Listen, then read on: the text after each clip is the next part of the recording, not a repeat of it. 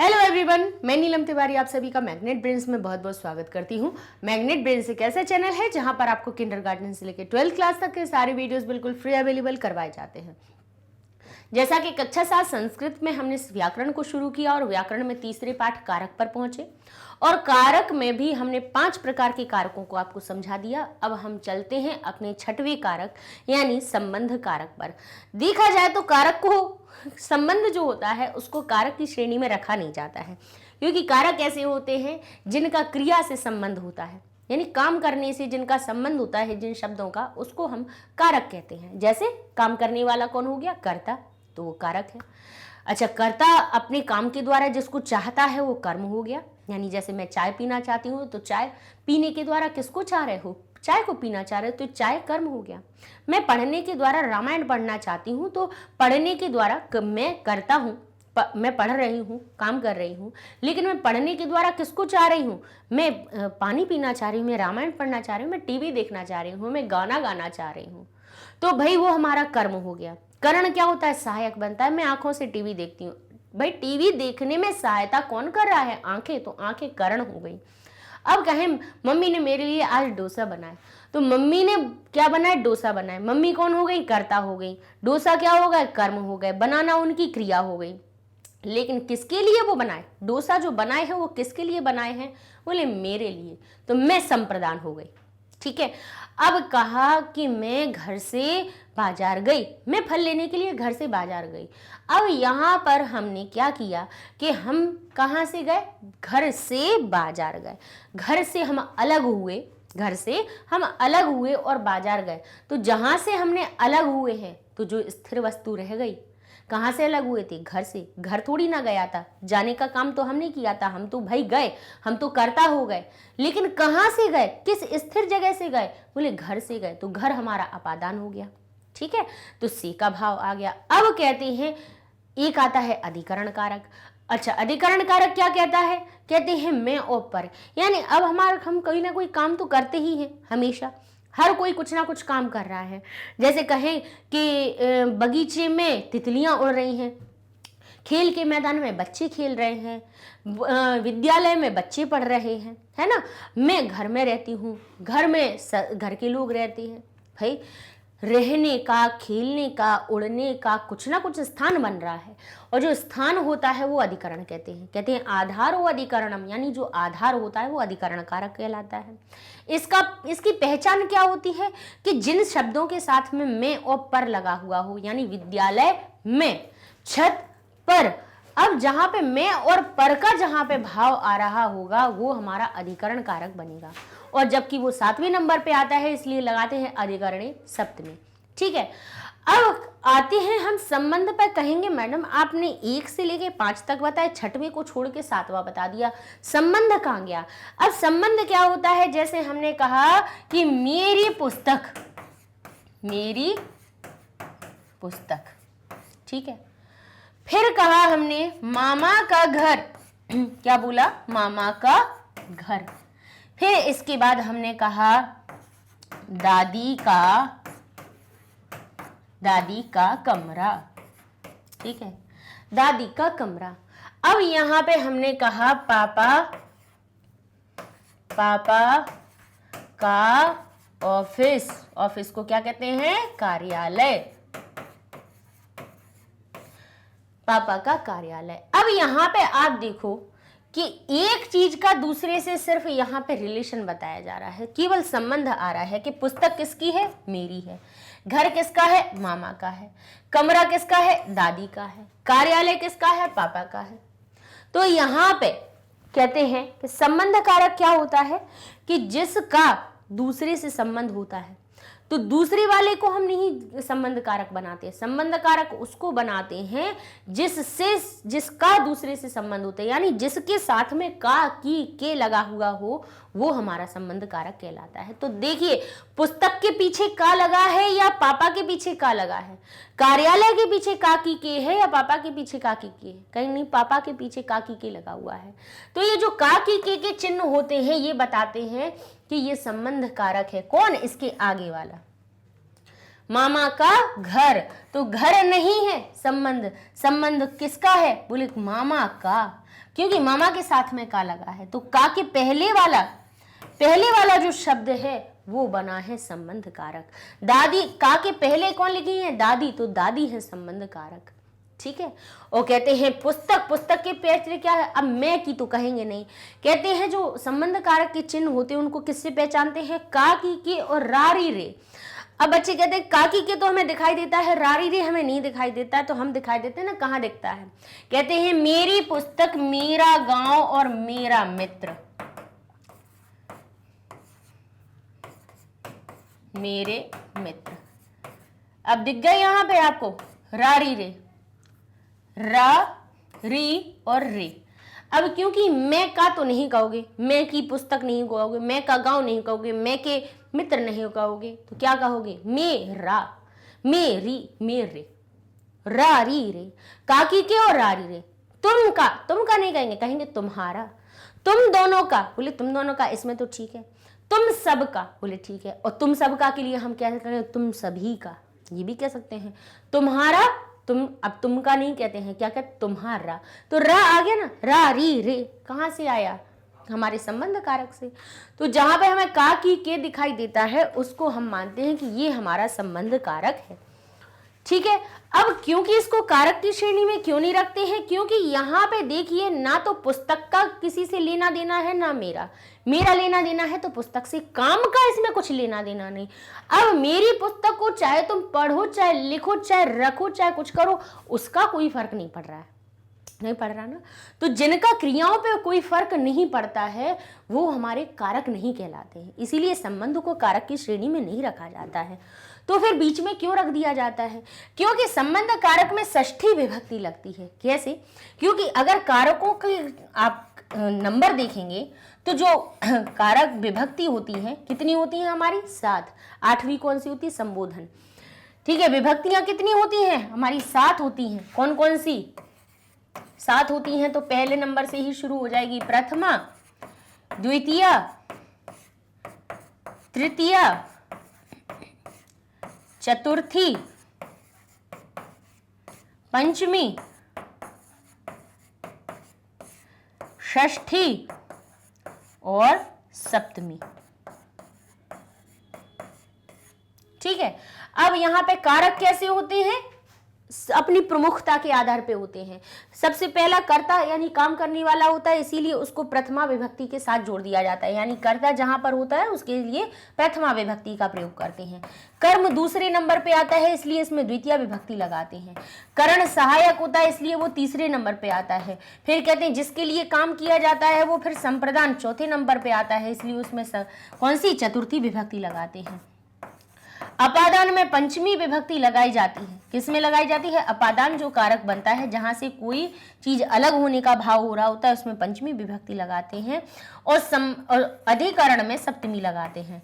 तो ये जो हमारा संबंध होता है ना, उसमें षष्ठी विभक्ति लगती है। वो किस में आता है? 6वें नंबर पर आता है। संबंध जो कारक होता है वो कहाँ आता है? हमारे 6वें नंबर पे आता है। 6वें नंबर पे आता है। तो अब देखिए, जब सब कारकों के बीच में वो कारक लिखा हुआ है, इसीलिए उसको भी हम कारक की श्रेणी में रख के कह देते हैं संबंध कारक। ठीक है। कहते हैं ना, सबके साथ में जो जैसा रहता है उसको फिर वैसा ही वो लाने लगते हैं। भाई रहते रहते गुण कुछ ना कुछ आ ही जाता है। जब ये इन सब कारकों के बीच में बैठा हुआ है, इसीलिए इसको क्या करते हैं? इसको भी हम कारक की श्रेणी में गिन लेते हैं, क्योंकि इसमें षष्ठी नंबर की 6वें नंबर की षष्ठी विभक्ति लगाई जाती है, इसलिए इसको संबंध कारक कह दिया जाता है। अब कहते हैं इसमें अब विभक्ति लग रही है, तो कैसी लग रही है, कहां से लग रही है? तो इसका सूत्र होता है, कहते हैं शेषे षष्ठी। शेषे षष्ठी यानी कि अगर ये कारकों के चिन्ह, इन कारकों के चिन्ह को छोड़ दिया जाए तो शेष में, यानी कर्ता का चिन्ह कौन सा होता है? ने, इसका चिन्ह होता है को, करण का चिन्ह होता है से या के द्वारा, संप्रदान का चिन्ह होता है के लिए, अपादान का चिन्ह होता है से अलग होने वाला, और अधिकरण का चिन्ह होता है में और पर। तो कहते हैं इन सभी को छोड़कर शेष जो भी बचता है उसमें षष्ठी विभक्ति लगा देते हैं। अब जाहिर सी बात है, बिल्कुल स्पष्ट बात है कि अगर भाई ये सब अपने अपने लिए हैं तो इन सब में षष्ठी क्यों लगेगी, शेष में ही तो षष्ठी लगेगी। तो कहते हैं शेषे षष्ठी, यानी कहते हैं शेष अर्थ में यानी बाकी बचे हुए अर्थ में विभक्ति कौन सी होती है, हमारी षष्ठी विभक्ति, अर्थात कारक प्रतिपादक से भिन्न, यानी कारक वगैरह कुछ नहीं जहाँ पे होते हैं, जहाँ पे कारक नहीं होते हैं उनसे भिन्न क्या कहते हैं, स्वामी भाव संबंध को शेषे कहते हैं। स्वामी भाव जिसमें क्या कहा, मेरा घर, तो यहाँ पे घर का स्वामी भाव कहाँ पे, मेरे शब्द में आ गया ना। पापा का कार्यालय, तो पापा कौन हो गया, स्वामी भाव आ गया ना। तो वहां पर उस शेष में षष्ठी लगाई जाएगी। उसमें कहेंगे मेरा है तो हम कहेंगे मम, क्या कहेंगे, मम। बालक की पुस्तक तो कहेंगे बालकस्य पुस्तकम। ठीक है, जिसका संबंध जो स्वामी हो रहा होगा उसमें षष्ठी विभक्ति लगाई जाएगी। ठीक है, अब यहां देख लेते हैं देखिए क्या लिखा है, राम मोहन का भाई है। हिंदी में देखेंगे पहले, फिर संस्कृत देखेंगे।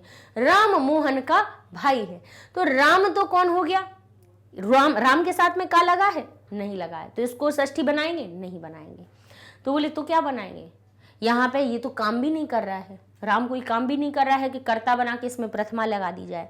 तो हमने प्रथमा विभक्ति पढ़ाते में आपको बताया था कि कर्ता में तो प्रथमा लगती ही है, साथ में संज्ञा शब्द में भी प्रथमा लगती है।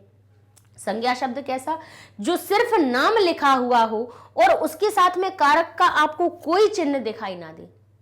नाम लिखा हुआ हो, बालक लिखा हुआ हो लेकिन उसमें कारक का कोई चिन्ह ना हो, राम लिखा हुआ हो, सीता हो, गीता हो, चिड़िया हो, या कोई भी शब्द हो जिसमें काम नहीं हो रहा है, काम भी नहीं हो रहा है, तो कर्ता तो हो ही नहीं सकता है। काम नहीं हो रहा है तो कर्ता नहीं है, तो वो क्या है, तो वो संज्ञा है। संज्ञा कर्ता जब बनती है जब वो कोई काम करने लगती है। कहा यह है, मैं राम हूं, मैं बाजार जाता हूं, अब मैं राम हूं, तो राम जो शब्द है वो कैसा है, केवल अपनी पहचान बता रहा है, पहचान बता रहा है। पहचान बताने में यानी वो अपना नाम बता रहा है, नाम को संज्ञा कहते हैं। नाम जब लिखा हुआ होता है किसी का और उसमें विभक्ति के कोई चिन्ह नहीं होते हैं तब वो संज्ञा कहलाती है, और संज्ञा में प्रथमा विभक्ति लगाई जाती है। तो यहाँ लिख दिया राम। ठीक है, राम को रामस्य क्यों नहीं बनाया, क्योंकि इसके साथ में काकी के नहीं लगा था। काकी के किसके साथ में लगा था, मोहन के साथ में लगा था, तो हम कहेंगे राम। अब मोहन को हम संबंध कारक बना के संबंधी षष्ठी लगा देंगे, मोहनस्य, मोहनस्य भ्राता अस्ति।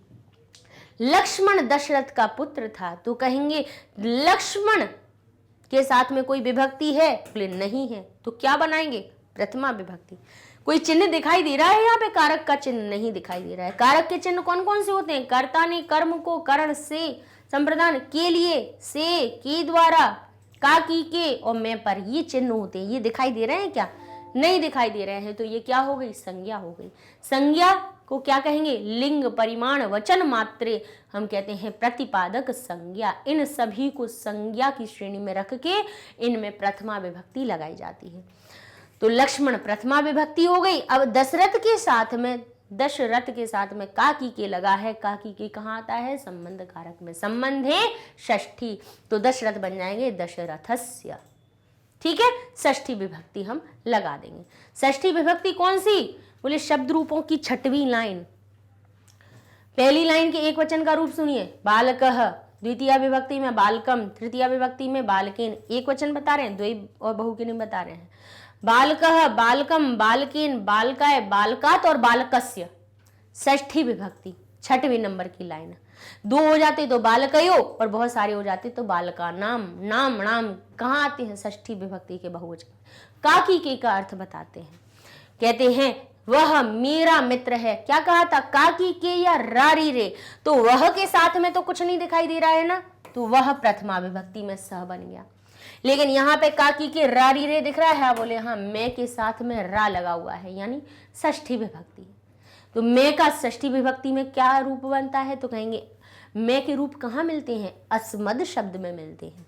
अस्मद के जब शब्द रूप याद करोगे तो उसमें मैं के सारे 21 रूप मिल जाएंगे, जहाँ कहाँ मैं बन रहा है, कहाँ मुझको बन रहा है, कहाँ मेरे द्वारा बन रहा है, कहाँ मेरे लिए बन रहा है, कहाँ मुझसे अलग होने की बात हो रही है, कहाँ मेरा या मेरी बन रहा है। षष्ठी विभक्ति में बनता है मम। मित्रम अस्ति, मित्र है, मित्र में भी प्रथमा लगाई, क्यों? क्योंकि यहाँ पे सिर्फ बता रहे हैं वह मेरा मित्र है, ना ही वह में कोई चिन्ह लगा है ना मित्र में कोई चिन्ह लगा है। जिनमें कोई चिन्ह नहीं होता है विभक्ति का उन्हें प्रथमा विभक्ति के हिसाब से लिख दिया जाता है। ठीक है, आगे देखते हैं। इयम यानी यह राधा की माला है। ये माला किसकी है? राधा की। तो इसकी स्वामी कौन है? राधा है। किसकी है? इस माला की यह माला है। कहा इयम, इयम माला अस्ति, यह माला है।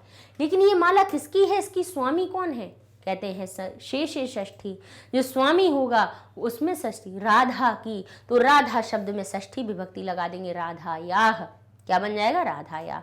अभी आप कहेंगे बालक को तो आप बालक से कह रही थी और राधा को राधा याह क्यों किया? कहा क्योंकि जो बालक शब्द था वो हमारा अकारांत था। बालक शब्द कैसा था? अकारांत। और जो लता या राधा या बड़िया की मात्रा से अंत होने वाले जो शब्द होते हैं वो क्या होते हैं? हमारे आकारांत होते हैं।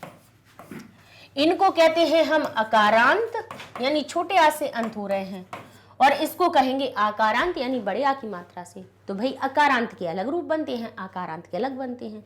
लता के एक वचन के रूप बताएं, कैसे बनते हैं? लता एक प्रथमा विभक्ति, एक वचन में कोई परिवर्तन नहीं होता। लता लता रहती, राधा राधा रहती है, माला माला रहती है। तो कहेंगे राधा, द्वितीय विभक्ति राधाम, तृतीय में राधया, चौथे में राधा यई, पंचमी में हम कहेंगे राधा याह, और षष्ठी में भी कहेंगे राधा या। तो इसीलिए यहाँ पे राधा याह शब्द बना, क्योंकि लता याह हमारा षष्ठी विभक्ति में आकारांत का रूप बनता है। ठीक है, कंफ्यूज मत हो जाना कि सब में स्या लगा रहती, यहाँ पे याह कहाँ से आ गया, तो कोई और विभक्ति लगी है? नहीं, षष्ठी ही लगी है। भाई अकारांत, आकारांत, इकारांत, ईकारांत, इनके रूप थोड़े थोड़े अलग अलग बनते हैं ना, एक जैसे थोड़ी ना बनते हैं। बताइए कि राम और लता क्या एक ही जैसे दिखते हैं क्या? सीता और गीता क्या एक जैसी दिखती हैं? बोले सीता गीता हमने मूवी देखी थी, उसमें तो एक जैसी दिख रही थी। भाई वो मूवी थी, हकीकत में नहीं होता है। सभी अपने अपने अलग अलग रूप लेके रखते हैं, तो उनके शब्दों के रूप भी अलग बनते हैं। हाँ, बहुत कुछ समानता मिल जाती है, ऐसी बात नहीं है। समानता जैसे अगर आप क्लास में 30 बच्चे पढ़ रहे हो तो लड़के होंगे, लड़कियां होंगी, लड़कों की क्या समानता होगी? लड़कों और लड़कियों में क्या समानता होगी? ये समानता होगी कि सबकी 2 आंखें होंगी, 2 हाथ होंगे, एक नाक होगी, एक मुंह होगा, एक सिर होगा, उनकी 2 पैर होंगे। ये एक क्या हो गई? समानता हो गई, है ना। अब ये नहीं है कि शक्ल ही एक जैसी हो, नहीं होगी ना। तो ऐसे ही शब्द रूपों में समानता होती है, लेकिन ये नहीं है कि बिल्कुल ही एक जैसी हो जाए। ठीक है, तो ये इसमें हमने आपको अंतर बता दिया। तो ऐसे ही कहा यह मेरा घोड़ा है, तो कहेंगे असौ मेरा। र शब्द रारी रे किस में लिखा है? में। तो मेरा को क्या कहेंगे? अहम का षष्ठी विभक्ति का रूप बन जाएगा मम अश्वः अस्ति। इन सब में क्यों हमारी प्रथमा लगी हुई है? क्योंकि ये सभी क्या बन रहे हैं? सिर्फ इनके साथ में कोई विभक्ति का चिन्ह नहीं है, इसलिए इनको प्रथमा विभक्ति में लगा रहे हैं। यह देवदत्त का घर है, तो यह के साथ में कोई क्रिया का चिन्ह है? बोले नहीं है, तो यह को केवल प्रथमा विभक्ति में लिख देंगे इयम। घर है तो कहेंगे गृहम अस्ति। किसका? इसका स्वामी कौन है? देवदत्त। घर का स्वामी कौन है? देवदत्त। तो घर में नहीं लगेगी, देवदत्त में षष्ठी विभक्ति लगेंगे, हम कहेंगे देवदत्तस्य। ठीक है, तो ये हमारी षष्ठी विभक्ति चल रही है। अब यहाँ पे प्रिय के अर्थ में भी आ जाता है। एक और हमारा जो सूत्र आता है, कहते हैं कस्य किम प्रियम, किसका कौन प्रिय है, उसमें भी षष्ठी आती है। जैसे कहेंगे कि चातक जो है हमारा, चातक जो पक्षी होता है उसको मेघ प्रिय होते हैं।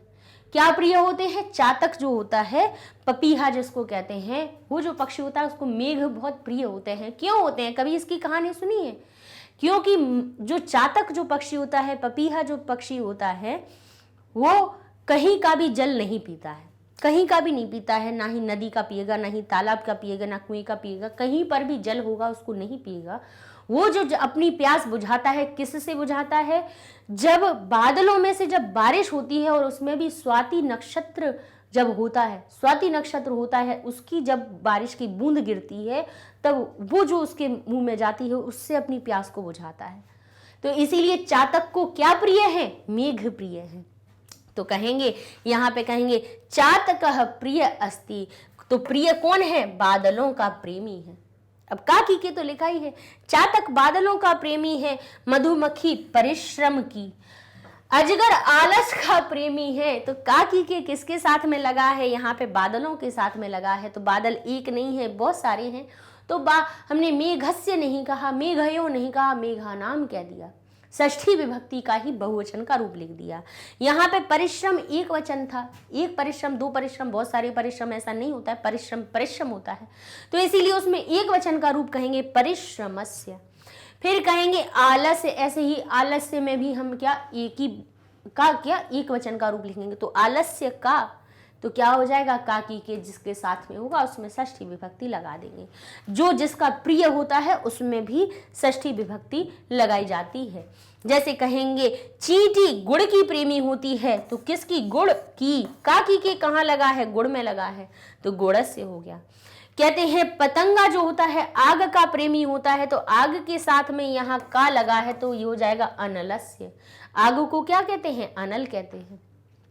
कहते हैं भौरा जो होता है किसका? पुष्पाणाम प्रिया, फूलों के प्रेमी होते हैं। फूलों के साथ में के लगा हुआ है, काकी के का अर्थ जिसके साथ होता है उसको हम षष्ठी विभक्ति में बनाते हैं। अब एक फूल होता तो हम कहते पुष्पस्य, दो फूल होते तो कहते पुष्पयो, लेकिन बहुत सारे हैं तो इसलिए कह दिया पुष्पाणाम। नाम नाम कहाँ लगाया जाता है? षष्ठी विभक्ति में। आगे कहते हैं उल्लू कह, जो उल्लू है अंधकार का प्रिय है। तो अंधकार का शब्द किसके साथ लगा है? अंधकार के साथ में। तो अंधकार क्या हो गया? अंधकारस्य। कहते हैं हंस स्वच्छता का प्रेमी है। तो स्वच्छता, अब तो देखिए जैसे राधा बनी थी राधा या, तो स्वच्छता बन गया स्वच्छता या, क्योंकि स्वच्छता अब किससे अंत हो रहा है? बड़या की मात्रा से। स्वच्छता या प्रिय अस्ति। कहते हैं मार जा रहा यानी बिल्ली, बिल्ली, ठीक है।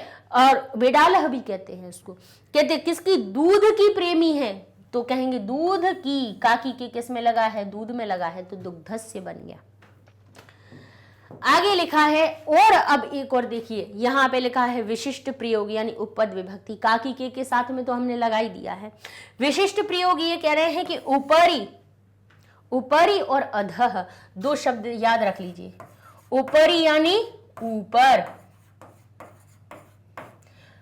अधः यानी नीचे। ऊपरी यानी ऊपर और अधः यानी नीचे। तो कहते हैं ऊपरी और नीचे। अब कहेंगे घर के नीचे। फिर कहा वृक्ष के ऊपर। ऊपरी और अधः शब्द अगर आ जाते हैं तो उनके भाव में इनके साथ में भी षष्ठी विभक्ति लगती है। वैसे भी सामने दिख रहा है कि काकी के लिखा हुआ है, किसके साथ में के लगा है? घर के साथ में लगा है। किसके साथ में लगा है? वृक्ष के साथ में लगता है। तो घर हमारा बन जाएगा गृहस्य, लिखेंगे हम गृहस्य। गृहस्य नीचे को कह देंगे अधः यानी घर के नीचे। वृक्ष के ऊपर हम कहेंगे वृक्षस्य ऊपरी। तो ऊपरी और अधः शब्द के योग में भी जिसके ऊपर या जिसके नीचे बताया जाए उसमें षष्ठी विभक्ति लगाई जाती है। अब कहते हैं स्मृ यानी याद करने की धातु में भी, याद करने की जो धातु होती है उसके योग में क्या होता है? षष्ठी लगती है। कहते हैं बच्चा माता को याद करता है। अब यहाँ पे माता के साथ में को लगा है। को जो चिन्ह होता है वो कर्म कारक का होता है और कर्मणि द्वितीया होती है। कर्म में द्वितीय विभक्ति लगाई जाती है। इस हिसाब से माता शब्द में तो मातरम द्वितीय विभक्ति बनना चाहिए, लेकिन ये स्मृ धातु कहेगी कि इसके योग में षष्ठी लगती है।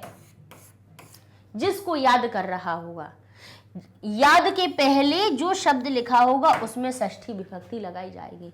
जिसको याद कर रहा होगा, बोले माता को याद कर रहा है, पिता को याद कर रहा है, या किसी को भी, तो माता शब्द मातरम द्वितीय विभक्ति ना बन के को होने पर भी उसमें क्या लग गई, हमारी मातुः षष्ठी विभक्ति लगा दी गई। तो ये भाई हो गई हमारी षष्ठी विभक्ति। संबंध कारक सरल है, आसान है और छोटी होती है, ज्यादा कुछ होता नहीं है। अच्छा, एक और हमें अभी याद आया है, उसको और हम आपको बता देते हैं।